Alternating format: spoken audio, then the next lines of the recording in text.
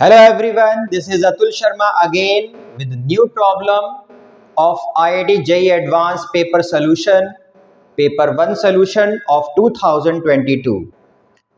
तो बच्चों आप लोग कैसे हो? आई होप आपकी प्रिपरेशन बहुत अच्छी चल रही होगी। और आज हम लोग एक नया ऑर्गेनिक केमिस्ट्री का प्रॉब्लम करेंगे 2022 का। Let's see.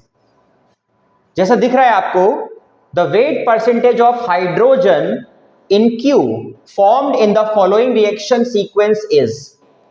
क्लोरोबेंजीन को पहले आपने NaOH से रिएक्शन कराया हाई टेम्परेचर हाई प्रेशर पे, उसके बाद सल्फोनेशन कराया, उसके बाद नाइट्रेशन कराया, Q बन रहा है मेजर कंपाउंड। तो पहले हमें Q बनाना है बच्चों, और उसके बाद उस Q के अंदर हाइड्रोजन का मास परसेंटेज निकालना है। तो पहला टारगेट है हमें Q बनाना।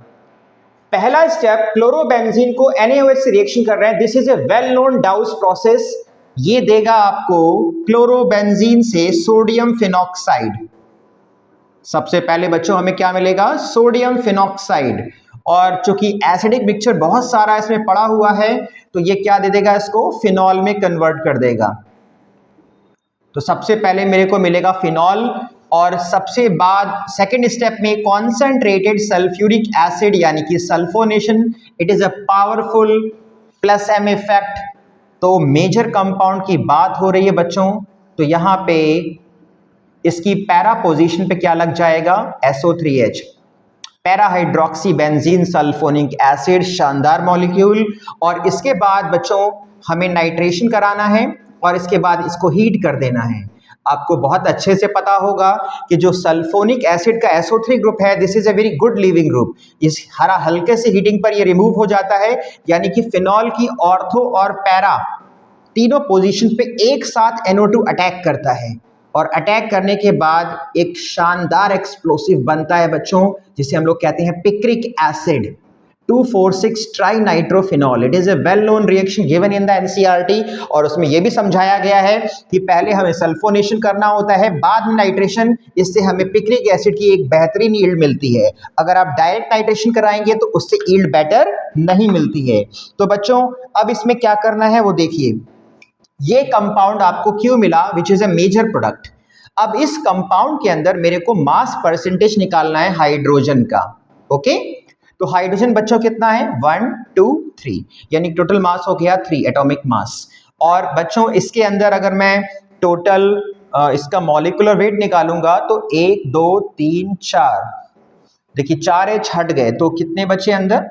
6 नहीं, 4 H हट गए तो बेंजीन में 4 H हटेंगे तो कितने H बचेंगे?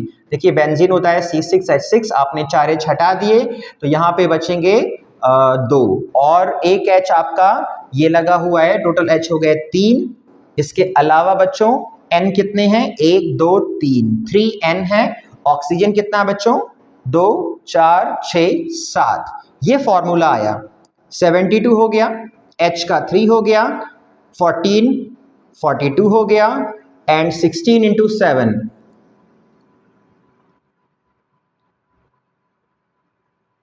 112। इसको मैंने जोड़ा, ये हो गया 5 2 7 2 9 7 4 11 1 12, 229।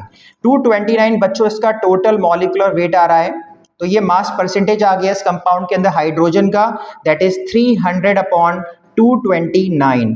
ये बच्चों ऑलमोस्ट 1.31% सॉल्व करने के बाद आएगा। तो यहाँ पे जो हमारा आंसर है बच्चों वो है 1.31%।